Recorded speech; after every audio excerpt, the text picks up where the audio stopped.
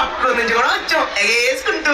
ఇదిగో ఆ గళ్ళ సొక్క జిగేల్ రాజా ఏంది గుడ్లు అప్పగించుతున్నావు అంకే? నువ్వేదో ఎత్తామని జిగలరానే. నువ్వేందయ్యా పూల సొక్క ఓ మీద మీద కొడుతున్నావా? ఇదిగో ఎవ్వరు తోసుకోకండి.